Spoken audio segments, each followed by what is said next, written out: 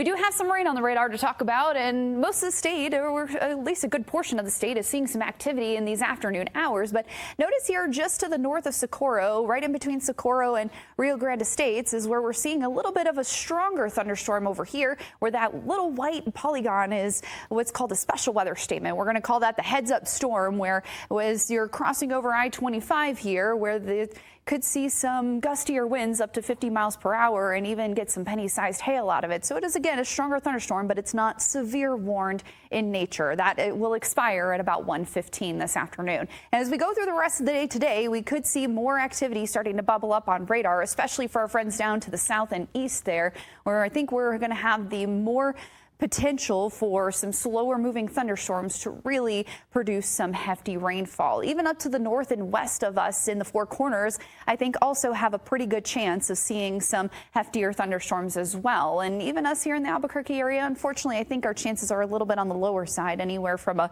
20 to 30% chance is not out of the question. But because we could see, again, those slower moving storms that will produce a lot of rainfall because of the moisture in the air. We do have a 2 out of 4 threat for flash flooding for, again, our friends down to the south and east. But us here in the Albuquerque area and really throughout the rest of the state, a level 1 out of 4 flash flood threat is not out of the question.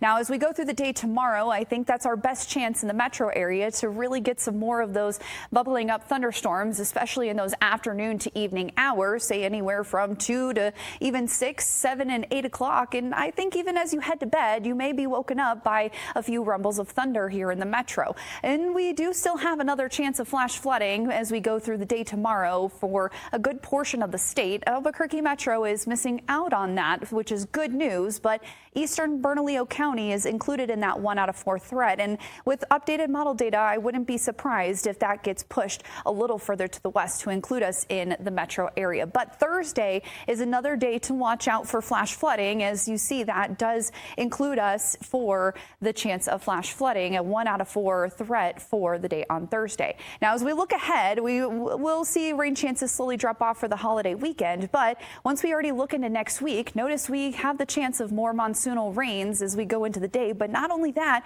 for the entire month of July, we were looking ahead at the Climate Prediction Center here, and there is still an above average chance of rain as we go through the rest of this month. So at least we'll have some chances to really get some good rains in our area to really try to put a dent in that drought. But again, until then, it's going to be all about the storms today. And for our friends, especially in the southern half of the state, really over the next several days, have that chance of continued seeing flash flooding potential. So everyone in the southern half of the state is going to have to monitor the radar as we go through the next few days for that potential. You don't want to get caught in any low-lying areas, the arroyos, or even those flooded roadways. Not even just there, but even in Las Vegas, again, the next several days are going to be ones to really monitor, and even up into Farmington today. Again, if you do get caught in one of those heftier downpours, again, it could bring in the chance of some of that flash flooding potential.